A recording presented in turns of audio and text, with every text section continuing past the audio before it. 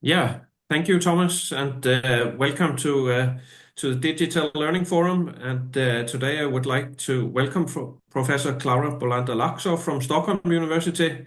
And Klara is here to present some of her research on how to work with cultural changes and how to move from individual owned education and teaching towards more community-owned practice of education. And this is actually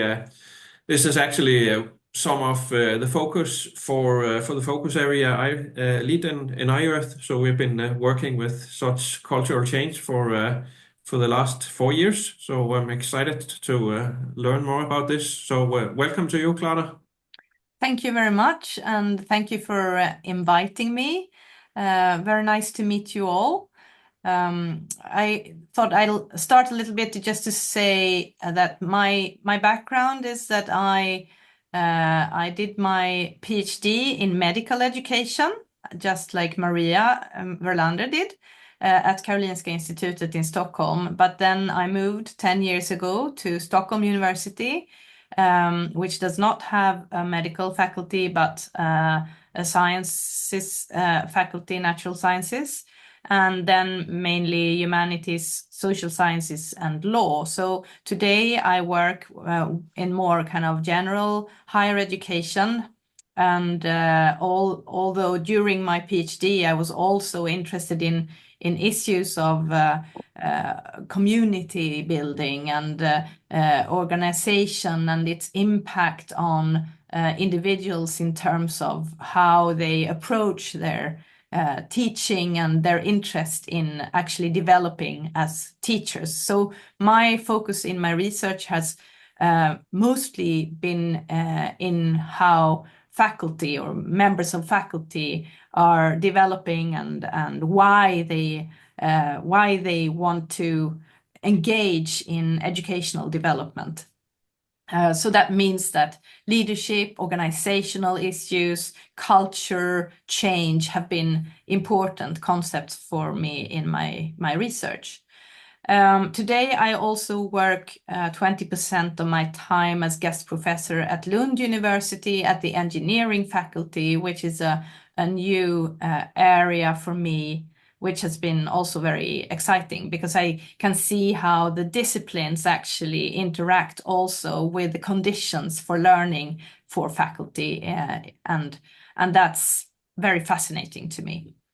So I will talk about collegial learning and cultural change in higher education, and I thought for me, the scholarship of teaching and learning, which I guess is a concept familiar to most of you. Yes. A lot of emphasis is on the discovery of new knowledge, that part of the kind of 4 aspects of scholarship of teaching and learning. But in discovery research, also the collegial and the collaborative aspects have become more and more important. And the same thing, I think, may be happening when it comes to teaching. So scholarship of teaching also invites academics to engage in collaborative efforts of exploring and understanding what it means to be a teacher in a specific discipline, or what it means to supervise PhD students, or how you can work with change. And therefore, I thought that today I will share some of my research and research that I've done mainly together with PhD students, is to give you some kind of taste of the kind of thoughts that I have around this, and hopefully we can have time for some questions or discussion at the end. So now let's see if I should share my screen. Oh, no. What happened now?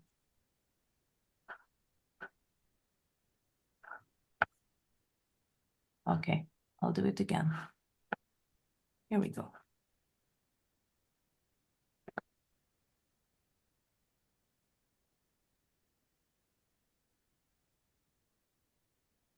Yes. So I'm going to talk a little bit about the higher education landscape and also about activity systems. I don't know, maybe some of you are acquainted with activity theory, but I think it's, although complex, I think it's an interesting way of approaching the issue of change and thinking of how things are connected to each other, and then maybe to suggest some ways forward.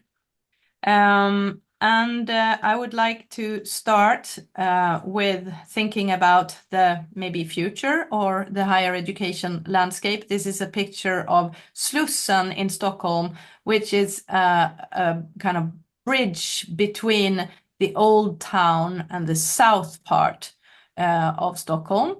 And it's kind of under constant construction. And here we, in the higher education landscape, I mean, we are influenced by the digital environment, by requirements for understanding skills and attitudes for our students, and this kind of has implications for how we prioritize our curricula. And also now there might be new education providers that are sometimes competing with universities regarding who should provide knowledge or spaces for learning. There are companies and we also have the kind of constant and increasing threat of what counts as knowledge in our society today. And then the personalized student experience with technology now, with artificial intelligence and ChatGPT or Copilot or whatever AI tools you're using, there is a possibility of developing other kinds of experiences of learning and dialogues also in relation to digital tools. So I think that this is something that we can bear in mind when we also think about how shall we develop the teaching at universities, and what does this mean for academic development. And with academic development, it's sometimes defined as educational development or faculty development. I don't know what is the most common way that you talk about it. Is it academic development or faculty development? In medicine, you talk about faculty development. Do you talk about educational development or? I think we talk about both these concepts. Yeah. Yeah. Okay. Yeah, I'm going to use academic development now for now. So if you think about then what this means for academic development, academic development aims to enhance the practice, theory, and creativity of learning communities in higher education or post-secondary education. And often we do this in workshops or consultations or collaborations and partnerships with teachers at departments. And this involves working with change. And at the same time, as this has been partly successful, if we look back in time, if we just continue on this little tram, working with courses and consultations, I see that there is also a need to think about, so what does this future landscape of higher education mean for our students and their learning? And what does it mean for our management of our institutions? And how can we then support a development to kind of contribute to and inspire teachers to actually develop their teaching in an interesting way that face and take care of these challenges. And this means that we need to consider how we work with change and what are the cultural aspects that are engaged and that we are intending to impact when we work with change.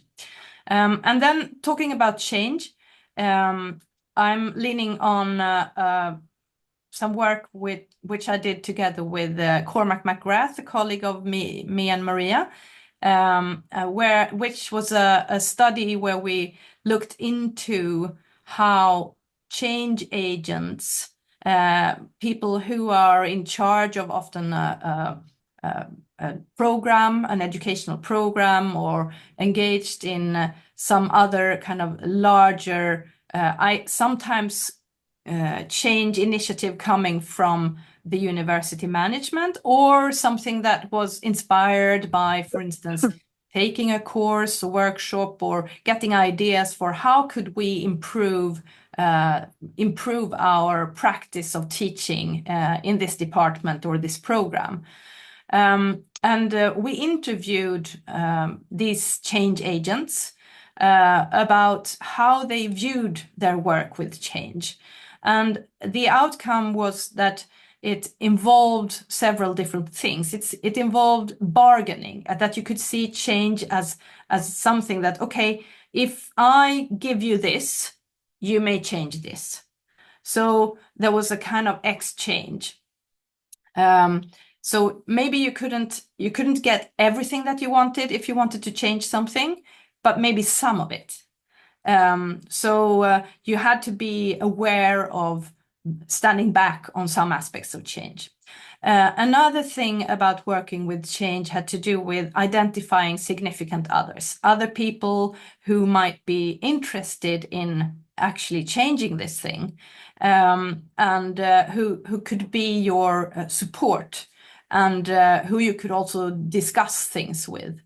So that would be a very important part of making change happen. A third thing had to do with overcoming resistance, and that resistance is always there.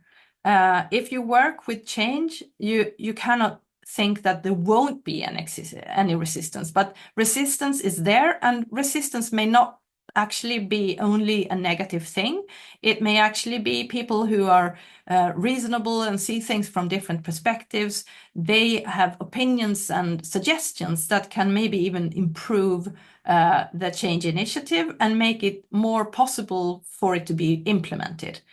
So a suggestion therefore would be to perhaps expect the resistance and instead think about how will we surface the resistance and the different views in a way that makes it not being something that is purely negative, but something that can be constructive.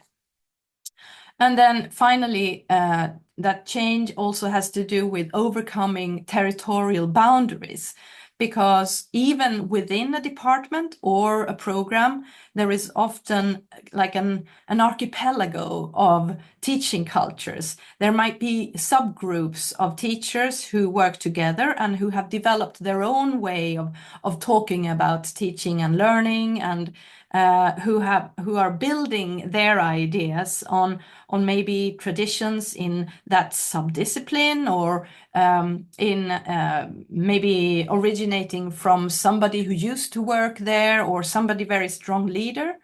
And then there are other groups that have a completely different view. So to actually bridge these territorial boundaries and try to see how is it possible to find ways to think more alike. But what was also found in this study was that very often these change agents did not have a kind of systematic approach to change and implementation of their ideas of change. So I think this is something that we could also, as academic developers, consider. How can we actually support those who are some kind of change agents to get the tools to see how they can be more systematic in their approaches to change?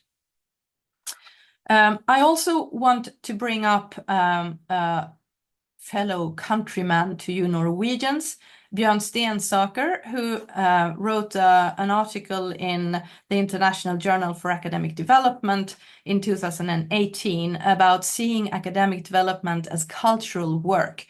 And he writes that cultural work can be defined as a deliberate attempt to develop and disrupt the organization on the basis of established and emerging practices and knowledge.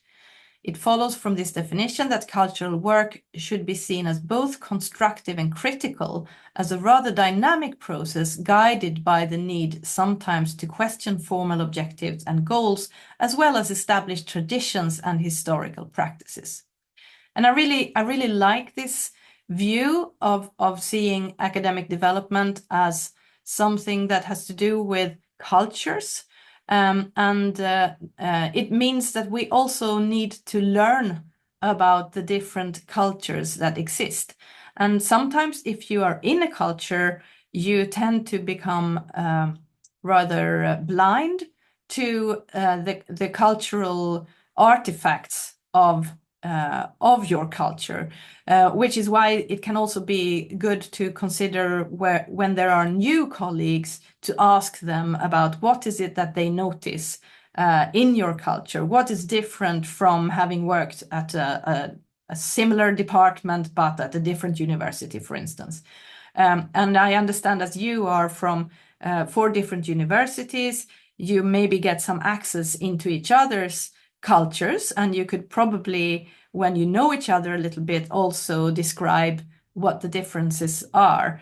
And then it might be easier to actually do this cultural work. But it also, as Bjørn writes here, it also involves working with disruptions and thinking about how you can lean on existing knowledge. So I just wanted to bring that perspective in also for thinking about working with change. So now I'm gonna talk to you a little bit about activity theory, and bear with me. I think that you will understand it after a while, but if maybe some of you are already acquainted with it, but just to kind of give you this basis.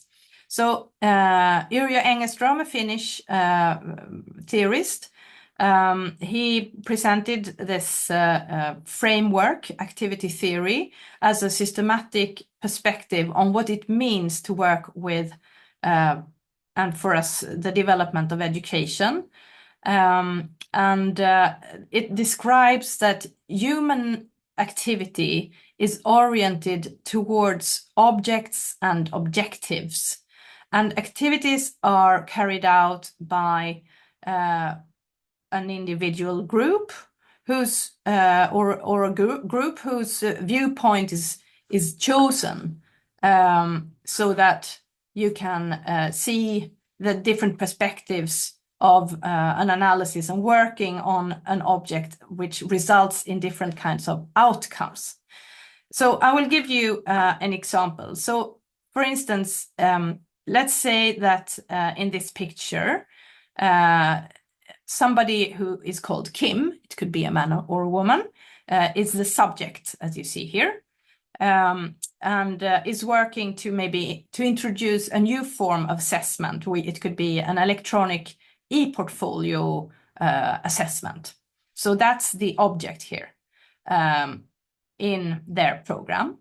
And the object is to plant and fertilize the portfolio project, where the idea is that all academics teaching in this program will include student activities where an outcome is some kind of text, a recording, or some other artifact that it's possible for the students to bring into their portfolio.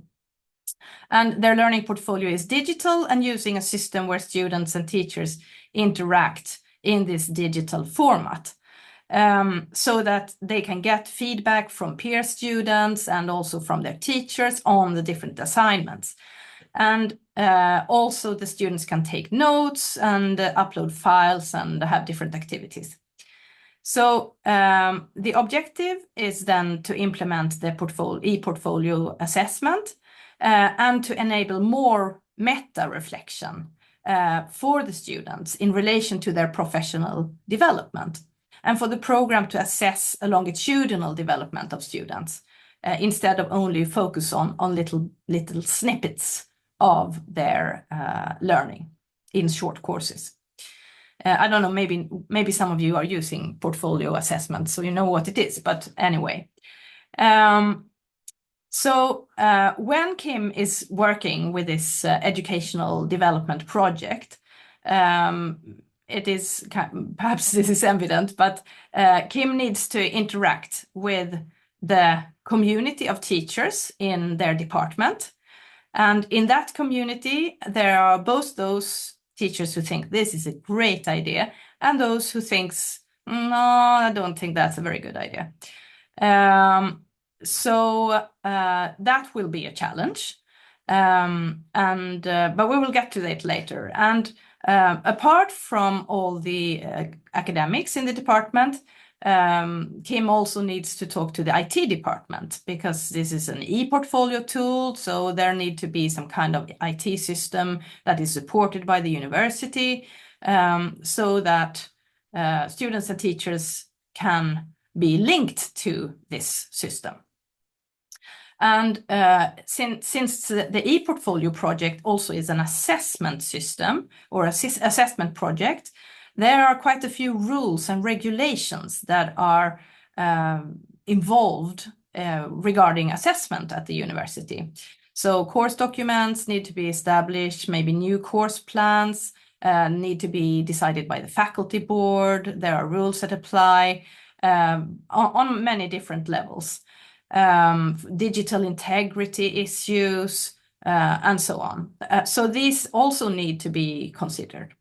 And Kim realizes that there are quite a few activities that need to be done for this project to be successful. So they realize then that perhaps there is need for some other colleagues to be involved. So there could be a division of labor, so that somebody could take the lead in discussing with the IT department, somebody else could be involved in designing the different activities that students should do, and so on.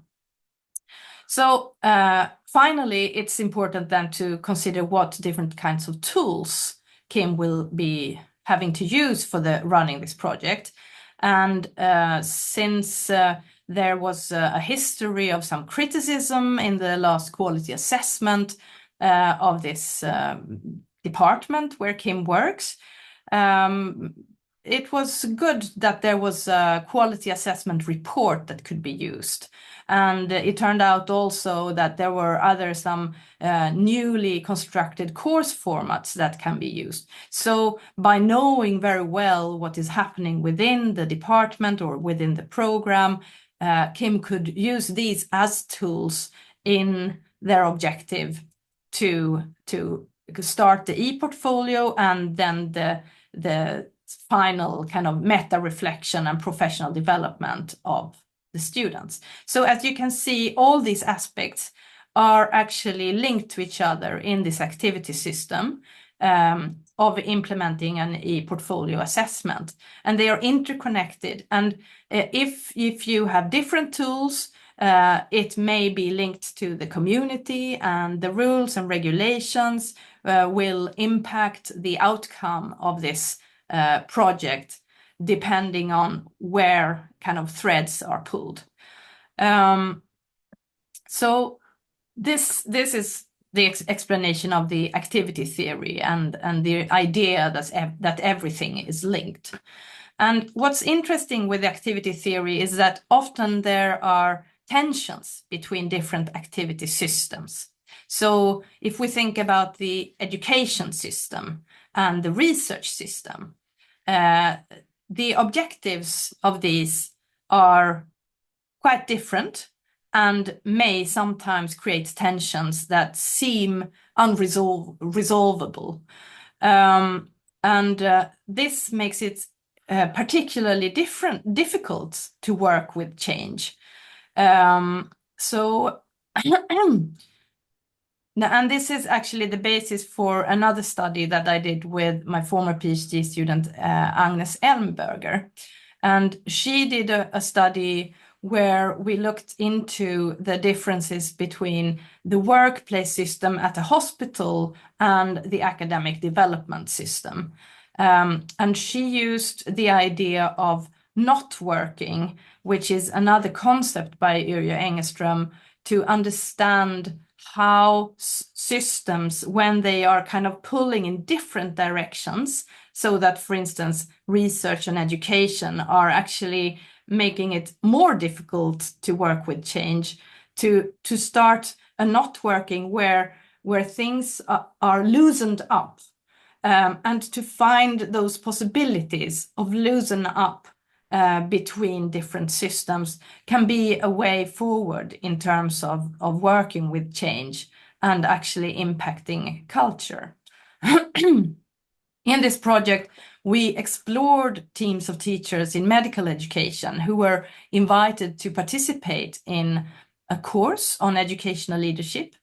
And we asked them to develop and implement a tool for change in their own environments, to improve teaching in their clinical environment. And this could be like a new learning activity for students or new ways of working with feedback. And what became clear was that the systems produced tensions which made it difficult. But we also found ways of dealing with these tensions. And the dealings with tensions were divided into 3 themes. The first one was about negotiating a mandate for change. So this meant that you had to work very much on the research base for providing legitimacy. And this is, of course, linked to how well you know a culture. If you are embedded in a culture and understand what is highly valued, and in the medical context, evidence, for instance, is something very strong and important for value. So by having a research base when working with change, it provided legitimacy. Another thing was that in this project, teams of teachers were asked to get involved in the development of teaching. So the team structure contributed with not only a network which could support each other, but also that they themselves had different networks and could reach out to more people within the context that the change, the implementation of the tool was going to be used. And also that the team composition contributed with some kind of authority or in-group perceptions. It was easier to actually to get strength when you were a team. The other theme had to do with the reconceptualization of the innovation. So we called it an innovations that they developed. For instance, this like a new feedback structure. That was really, it was so important that the interaction with colleagues throughout the process of developing a change initiative was happening at the workplace, so that people could feel that they had the chance to provide feedback, and that this kind of going back and forth between generating and testing ideas in the teacher community was something that made the innovation perhaps not get the same format as it was from the start, but later on it developed into something that was more owned by the community. And then the last part with the last theme, reconciliation between the systems, is about that by talking continuously about the change and the response that change initiatives had, the actual tools for change became kind of a renegotiation, a new way of talking about the practice, so that it became part of the everyday practice. So this kind of complex interaction between systems and what the findings tell us about change in relation to academic development leads us to this kind of concept of collaborative networking. So this is an image from Agnes' paper, where you can see that this kind of knot in the middle includes kind of pulling and loosening up threads between the different systems that were involved, and they were characterized by negotiation, reconceptualization, and reconciliation. And this actually led to transformation and innovation in terms of what the goals or the objectives were for the different systems.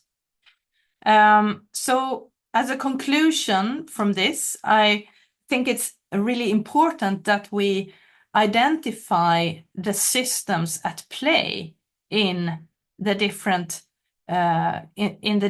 organizations, in the communities where we work and where we want to work with change, and consider the power of teams, and of course dialogue in teams, and try to base problem solving in research. I think that's natural for you who are all working with research as well.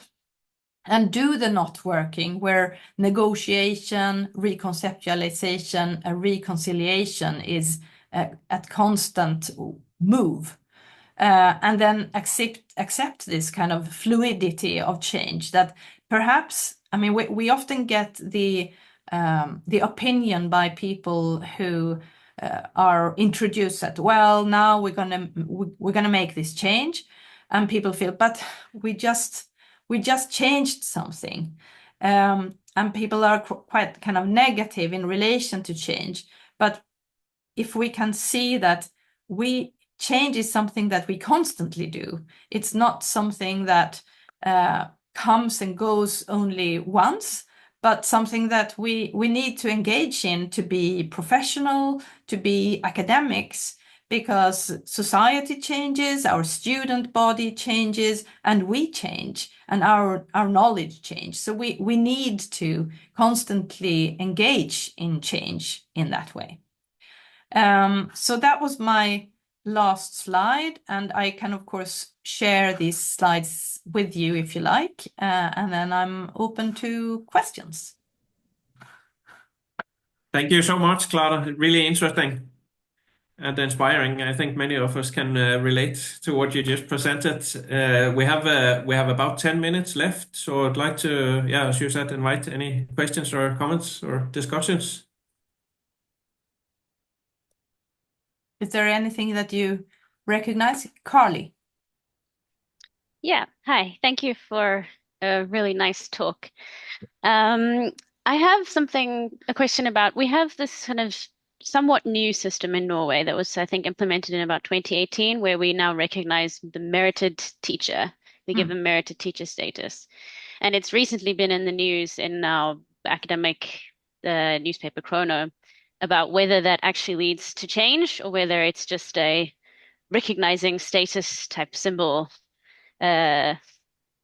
initiative. What do you think we can combine with something like that to actually lead to change and drive more academic development rather than just sort of... Thank you for that question. We actually, Maria and I had a meeting this morning, a seminar where I presented a study that I'm about to begin, which is pretty much about what you're asking.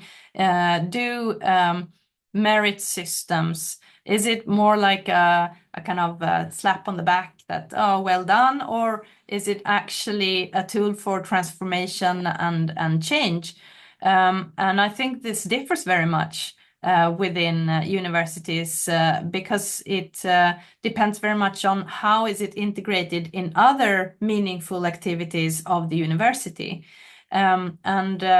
If it's only kind of acknowledgement and saying, well done, you did a good work, then it does not at all mean that things will change as a consequence. It might change that individual's motivation for teaching, which can be good in itself. And if you have a lot of people who are merited teachers, of course, it means that more teachers are motivated to do their teaching, which can be nice. But if you want to actually use the competence of very good teachers to have some kind of impact on education, which could be a sustainable approach to using resources in universities, then you need to also consider how you give these individuals some kind of impact in terms of change. Does it mean that they get some kind of mandate in leading change, for instance? And I know that in many universities, in Sweden, in Sweden, it's about half of the higher education institutions that has this kind of meriting system. And in many universities, there is an informal development so that people who have this kind of merit or who are excellent or rewarded teachers, or what you call them, also are asked to, for instance, maybe lead initiatives of change and to take a leading role in their department or and so on. But often it seems to be kind of formalized. What I heard now from the engineering faculty at Lund University is that they have started to make requirements for, in certain committees, there should be like 3 out of 6 committee members should be merited teachers. And in that way, you're actually building it into the organization and the structures. So I think, and this is again about the system as such. If you only kind of move in one little part, that people want to feel motivated, is that your purpose, or what is your final objective actually with the meriting system? And I would find that very interesting to explore more. Yeah, thanks. I think it's interesting to see which direction it goes in Norway because it's been so newly implemented. Yeah. But you have it already at all universities? Yeah, I think in 2018 it was mandated that it had to be introduced at all universities. But different universities have introduced it in different ways, and getting merited teacher status means different things. Yes. Yes. And that's very interesting. What does it actually mean? Yeah. Thanks. Yeah. Any other thoughts?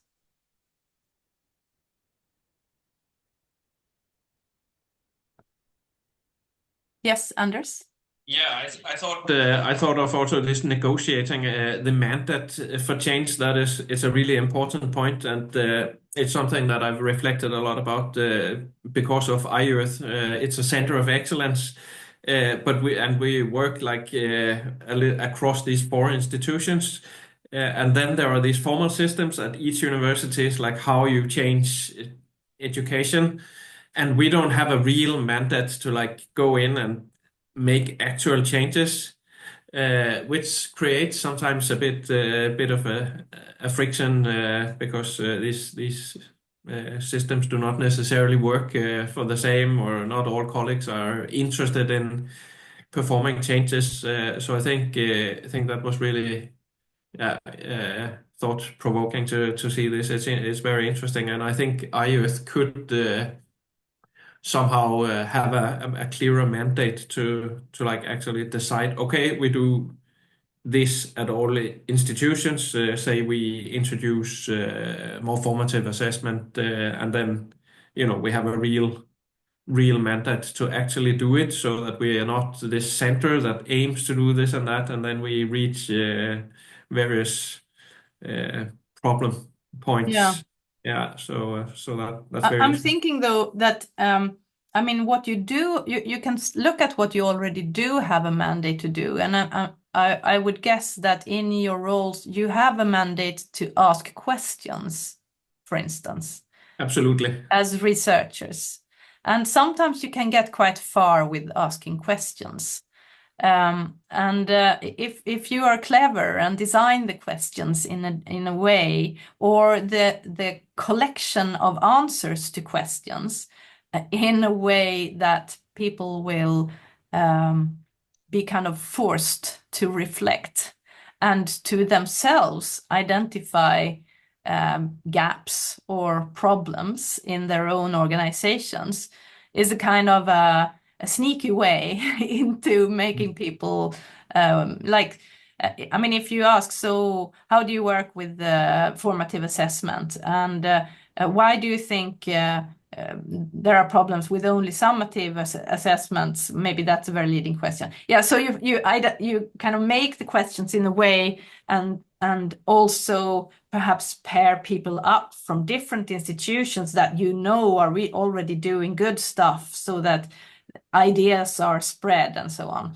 But of course, that's a kind of more informal approach, and perhaps a cultural approach to working with change, because there is always this kind of, yeah, I think the not working is very important, to be prepared for that negotiation, and to include and identify also the resistance. And I think, I mean, still we have values that are shared in higher education and in research, regarding that we should be scientifically based, and that we shouldn't do things without reasons.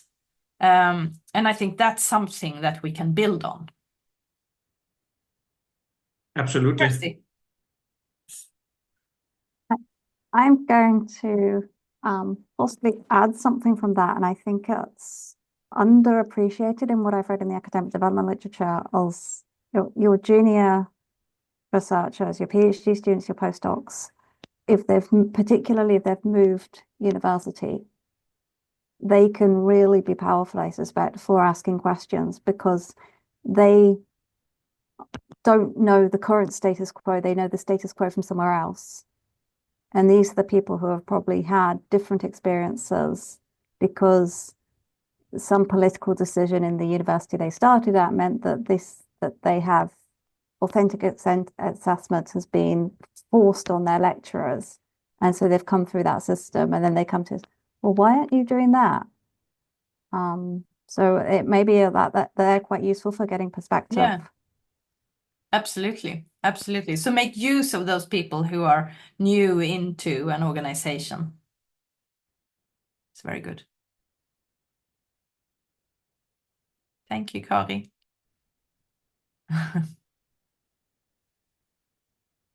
Okay. Sorry, I'm just sneaking in without a hand gesture. I'm just thinking about, like, we have several ways how education is sort of done from administrative point that can sometimes feel like it's sort of hindering changes that the teachers or instructors want to do. Do you have any thoughts on, like, I don't know, it's kind of difficult when you have sort of a system set in place, right? And this is the way you can maneuver it.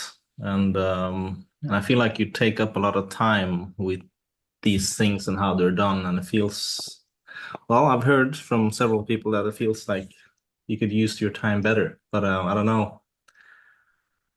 So I guess my question would be something about, how can systematic barriers be worked with in a sense, or how can you sort of change how things have always been done? Which is a big question, I realize. No, but it's a valid question, and I think there are many different ways of doing that. I think, I mean, making use of students is one, and of course, I mean, identifying the major barriers is a first one, and then to make use of different groups who do have impact, and students is, in at least in our countries, such a group. To kind of pair up with and sometimes support and educate students to see those barriers. And because what we want to do is, of course, to make education better for students. And if students understand that, and if they can also see that this is barrier, their voice is sometimes stronger than any academics. So that's one way. But then, of course, I think there is also an understanding. I want to believe that, at least in my university, and I think in most universities, there is, it should not be systems that make things impossible for us, and that makes it difficult for us to actually do the good stuff in our work.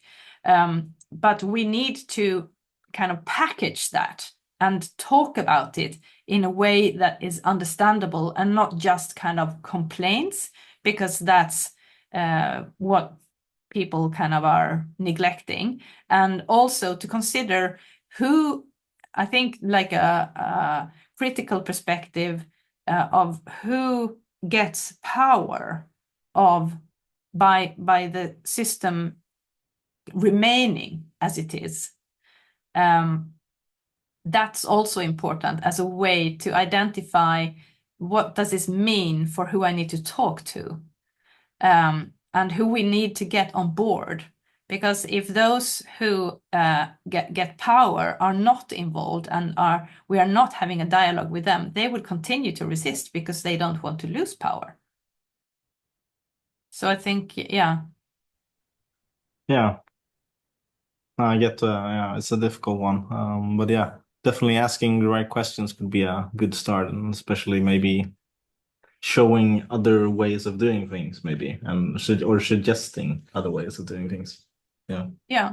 Yeah. And for sometimes the best thing is to invite somebody from a different university to explain like what they do. Yeah. Thank you. Yeah. Kirsty? So I am going to be opinionated there and say they may not give you a very realistic description. I can tell you some real horror stories about various things from the UK, and they're all true, and they're not isolated either. But you only know it if you're somebody who's not got a political agenda. Yeah, of course. I mean, there is always the kind of outliers, and there are always cases. But I think if we have this kind of collaborative approach to that changes something that we do together, and I get the feeling that there are more conversations going on these issues today. I mean, just the case that you are from 4 different universities and getting to know each other as a strong network is great, because you can use it. Yeah, that's a major impact of iEarth. That is probably one of the biggest impacts of iEarth that you just pointed out there. It's a real change that has happened during our first 4.5 years as a center, for sure. Yeah. Well, that's really good on you, and I hope that you will be bearers of this kind of attitude, also when iEarth ends in its funding. So Yeah. I think so. We're 5 minutes past 2, and I think I'll thank you for a really interesting talk and for showing up here for our digital learning forum. I can also see many people saying thanks in the chat box here. Yeah. thank you. Yeah. Very nice to meet you all. Likewise. Thank you. Okay. Bye-bye. Thanks. Bye-bye. Bye.